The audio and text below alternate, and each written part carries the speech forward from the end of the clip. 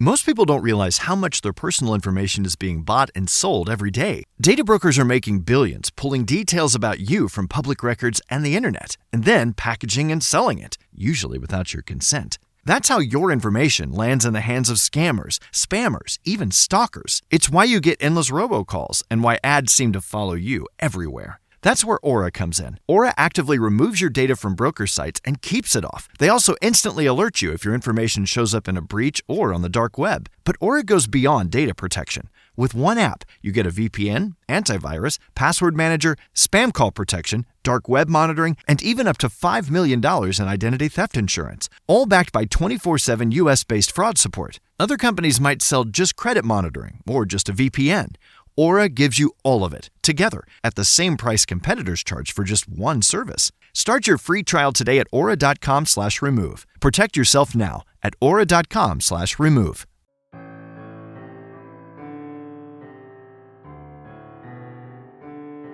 Paranormal experiences don't really work to a timescale, and therefore we invite you to listen to a dark minisode.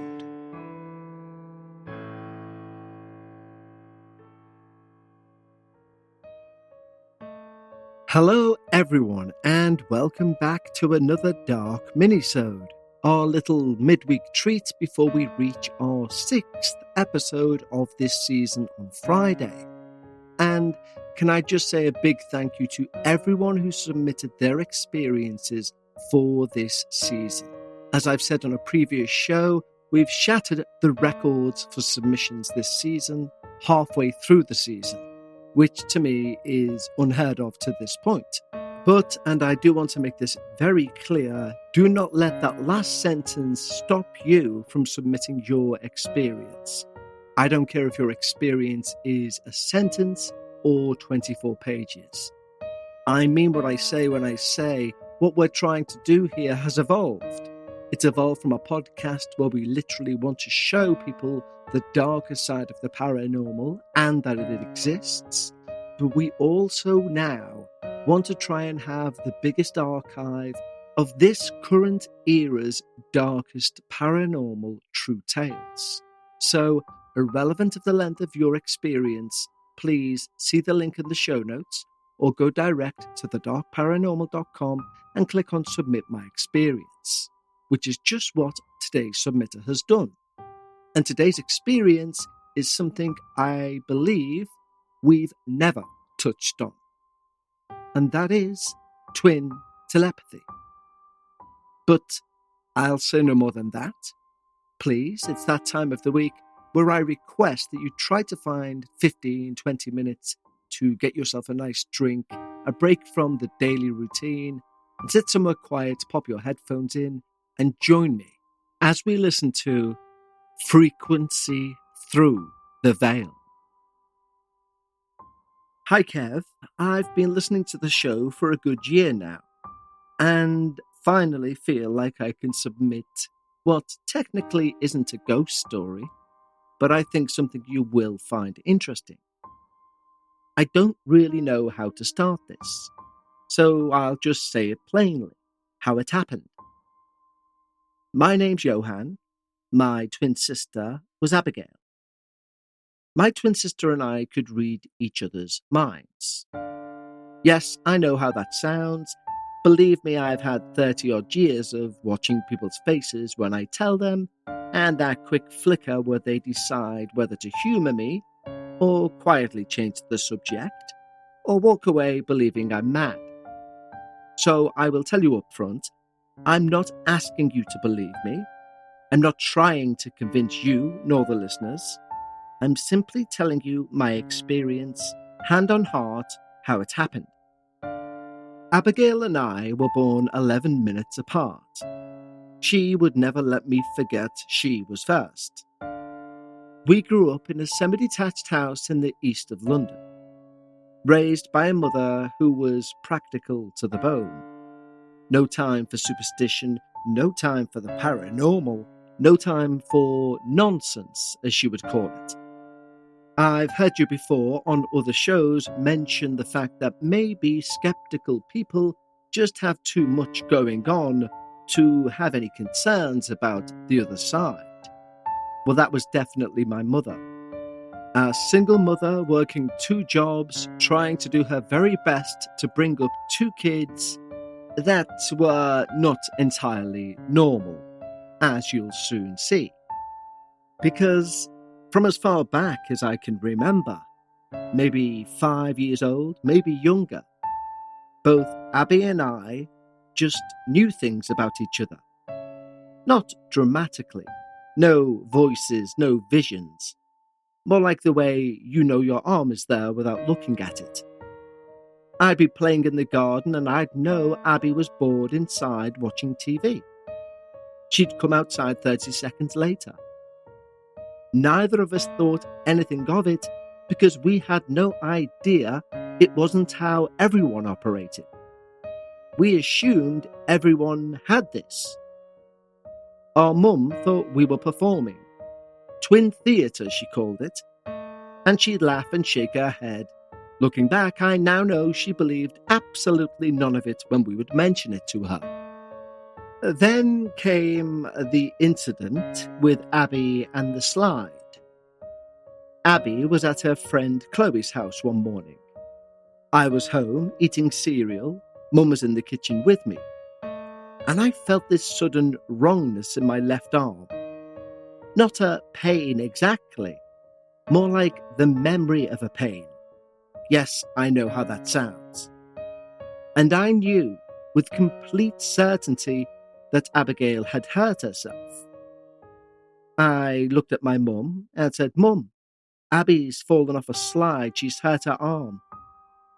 She looked at me with a sideways glance, shaking her head, wiping her hands dry. And then the phone rang. It was Chloe's mum. Abby had fallen from their garden slide. Her left arm had been damaged. 999 had been called, and the ambulance has arrived, and the paramedics were treating her in the back garden. Chloe's mother said they reassured her they believe it's a clean break and not a fracture, which is somehow better. Chloe's mother said she'd placed Chloe with a neighbour and she would join Abigail in the ambulance, but wanted to let my mother know, of course, so she could meet them at the hospital. I could hear Chloe's mother's voice as she constantly reassured my mother that Abigail was fine, she was even laughing with the paramedics despite the pain, and that our mother had no reason to go racing through traffic. When the phone call ended, my mum done this weird thing where she kind of placed the phone under her chin as she stared at me. I acted stupid and said, "Who was on the phone, Mum?" She didn't answer. She looked at me for a very long time. And then she said, very quietly, that neither myself nor Abigail was to ever talk about this alleged telepathy ever again in front of her. Ever. And we didn't. There's a strange authority that comes from strong, single female parents. They can instill a fear in their child that I just don't think a male has the capability to do. It's almost like the veterans of a war. You know they've seen it all. You know they could destroy you. And yes, I'm being slightly facetious. Slightly. As we got older, the connection changed in texture, but it didn't leave us. Through our teens, it became less about knowing small daily facts and moved more about distress, like a low-level alarm, a siren in the background of your mind when the other was in genuine trouble. We worked out quickly that when you felt it, you should pick up the phone. And 9 times out of 10, something was genuinely wrong. For example, there was a night I'd clipped a lamppost pulling out of a junction too fast. Now, I was fine, but very shaken. I sat in the car checking myself over. My phone rang. Abby. She'd been watching television and suddenly heard a massive crash in her ears. She asked if I was all right before I'd said a single word. In our 20s, we began playing with it deliberately. One evening, I sat in my flat, repeating the number 9 internally, focusing on Abby somewhere across town. After 10 minutes of thinking, well, it must be clearly some primal response, I receive a text in block capitals. Are you saying fucking 9 repeatedly? If so, please stop. We laughed about that for weeks. But the most profound ones were never the funny ones, nor the frightening ones. One morning I woke up and I felt this wave of uncomplicated happiness. Distinctly not mine. I had nothing going on. I sat with it quietly, trying to figure it out, until my phone rang. It was Abby, almost crying, telling me she just said yes after her boyfriend had proposed in Paris. I kind of already knew, because I'd felt her joy before she'd even dialed. What comes next is the hardest part of my experience to tell. Okay guys, I need to talk to you about money. Why? Well, it's high on my agenda at the moment as I'm looking to move not just house, but country. So I have a money goal that I'm really striving to achieve. And let's just say, to say I've got some way to go is an understatement. But I'm trying not to fixate on where my money is now, because so many people are focused on where their money is today. Acorns is the financial wellness app that cares about where your money's going tomorrow. And something I think is wonderful that Acorns have is the Acorns Potential screen, so you can find out what your money is capable of. You guys know I've worked with Acorns for a while, and the reason I love working with them is because they take away the scare factor from investing. But in reality, investment and investing should mean the same for one person as it does for the next. Acorns is a smart way to give your money a chance to grow. It's easy. You can sign up in minutes and start automatically investing your spare money, even if all you've got spare change. Acorns is an all-in-one. No more finance apps cluttering up your phone. With Acorns, you can invest, save, and give your money a chance to grow in one trusted place. Sign up now and Acorns will boost your new account with a $5 bonus investment. Join the over 14 million all-time customers who've already saved and invested over $27 billion with Acorns. Paid on client endorsements. Compensation provides incentive to positively promote Acorns. Tier 2 compensation provided. Potential subject to various factors such as customers' accounts, age, and investment settings. Does not include Acorns fees. Results do not predict or represent the performance of any Acorns portfolio. Investment results will vary. Investing involves risk. Acorn Advisors LLC and SEC registered investment advisor. View important disclosures at acorns.com/darkparanormal. Most people don't realize how much their personal information is being bought and sold every day. Data brokers are making billions, pulling details about you from public records and the internet, and then packaging and selling it, usually without your consent. That's how your information lands in the hands of scammers, spammers, even stalkers. It's why you get endless robocalls and why ads seem to follow you everywhere. That's where Aura comes in. Aura actively removes your data from broker sites and keeps it off. They also instantly alert you if your information shows up in a breach or on the dark web. But Aura goes beyond data protection. With one app, you get a VPN, antivirus, password manager, spam call protection, dark web monitoring, and even up to $5 million in identity theft insurance, all backed by 24/7 US-based fraud support. Other companies might sell just credit monitoring or just a VPN. Aura gives you all of it, together, at the same price competitors charge for just one service. Start your free trial today at aura.com/remove. Protect yourself now at aura.com/remove. I was home one evening, reading, and I was hit with such a feeling of extraordinary peace and bliss that I put the book down. This wasn't happiness like it was with Abby's engagement. This was total peace, absolute stillness. I actually thought maybe she's on drugs or something. The kind of quiet you'd imagine you'd feel if everything you'd ever worried about had simply resolved. I assumed Abby was doing something spectacular. That was how it felt, because I was doing nothing that would have produced this sensation. So I sat with it, and I waited for the call. Yes, the phone starts ringing. But it wasn't Abby. It was my mother. Her voice doing something I'd never heard it do before, wavering in a way I've never heard before.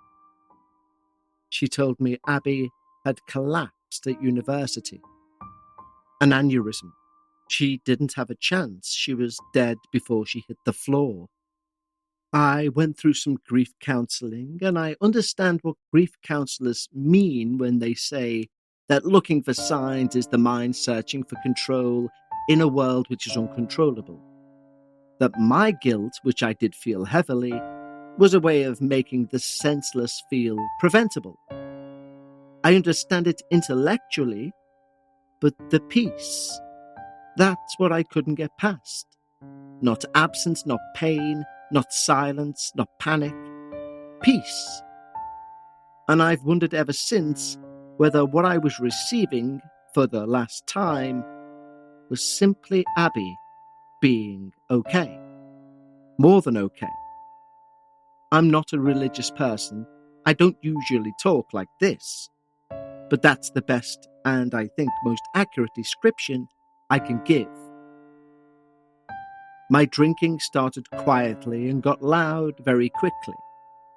I lost the job I'd held for 6 years. I lost the flat. I lost roughly a year and a half I can only partially account for. And through all of it, I kept reaching for that frequency that me and Abby always had. But I only ever found silence where it used to be. Then, the image started. A bench.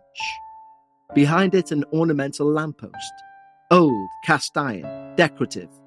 The kind that isn't actually in use, it's more decorative. A small grass embankment rising behind it. It arrived sketchily one bad morning without invitation, and I pushed it away. That afternoon it came back. It was back again the next day, this time with more detail. It kept returning with this quiet, patient insistence. And this is the hardest part to explain. It kept focusing on the lamp and the bench.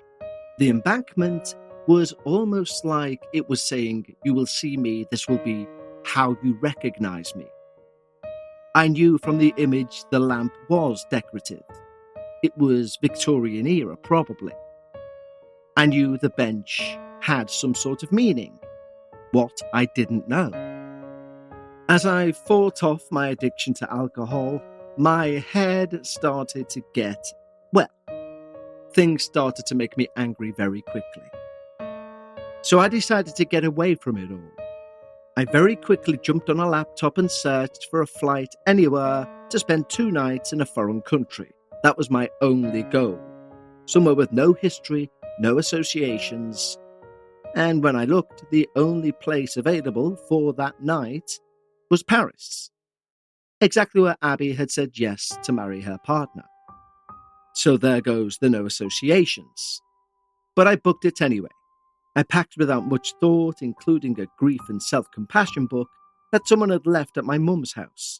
A kind of thing that I normally would dismiss.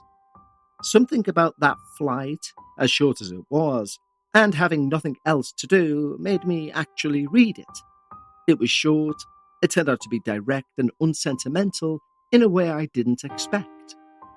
I arrived and checked in to my hotel around 8 p.m. It was still light outside. It was warm, and it was a nice evening.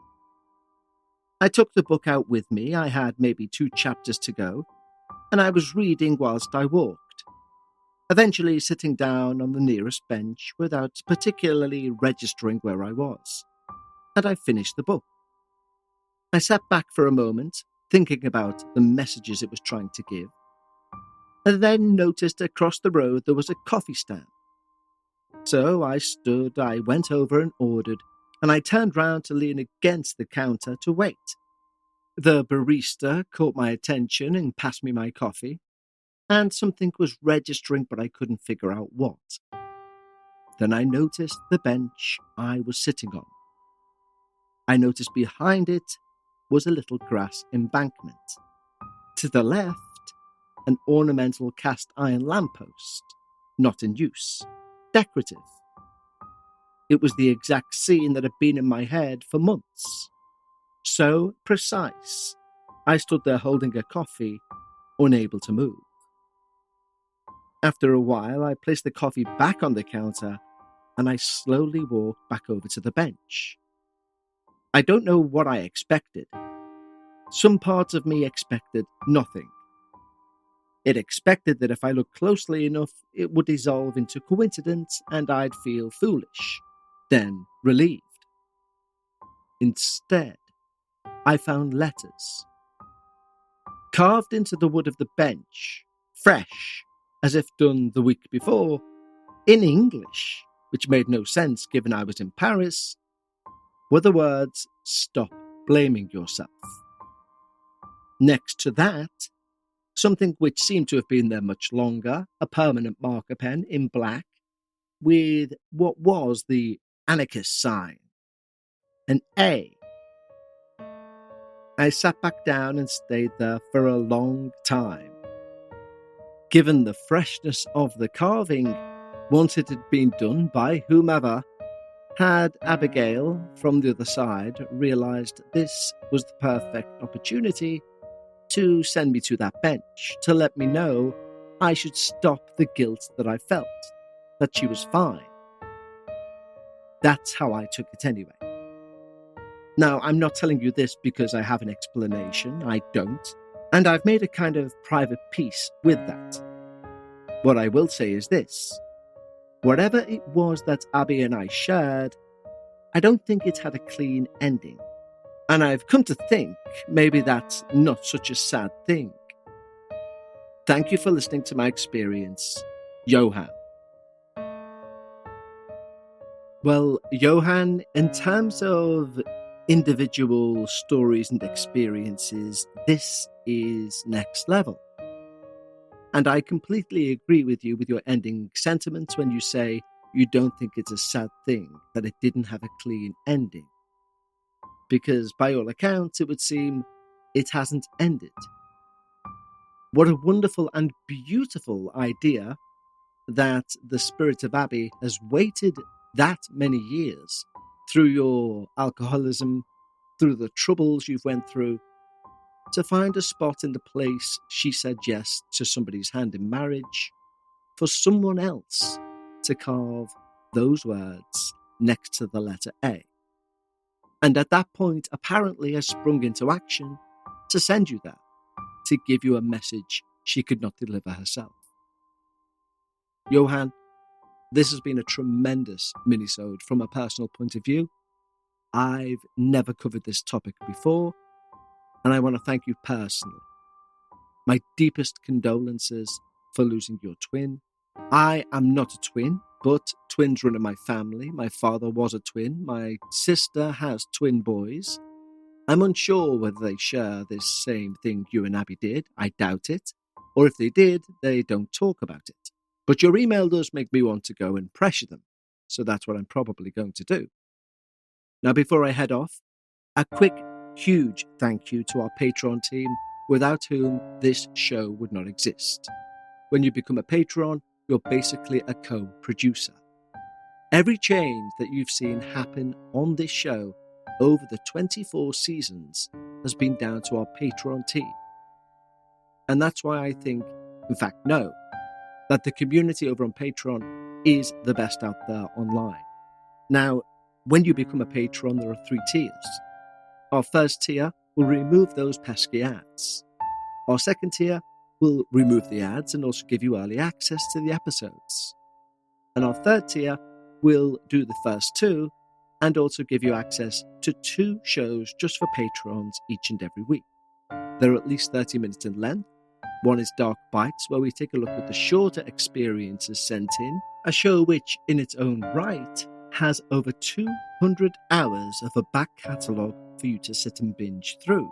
And the second is After Dark, a new video format where I literally press record on a video and I don't edit a single thing. We do it so that you can see my thought process in action as I try and cover the topics that we've talked about recently. And sometimes I think personally, I really enjoyed that. And other times I think, that was terrible. But that's part of the fun. So, if you're into the show and you want to support it, there are 2 things you can do. You can join us on Patreon, or you can simply leave us a lovely review. That all helps the show. And one big thing as well, a request to ask everyone, which takes everyone less than 5 seconds. Wherever you're listening now, just hit subscribe. It helps the show more than you will ever imagine. But until Friday, I want you all to stay safe and take care. Goodbye.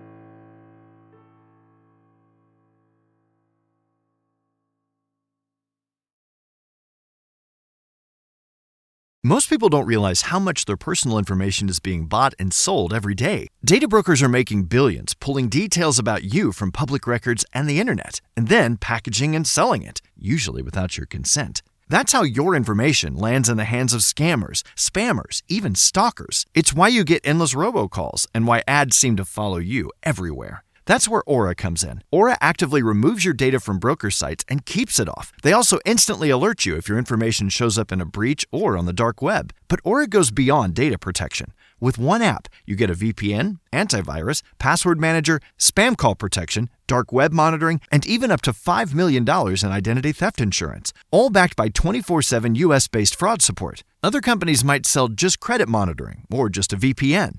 Aura gives you all of it, together, at the same price competitors charge for just one service. Start your free trial today at aura.com/remove. Protect yourself now at aura.com/remove.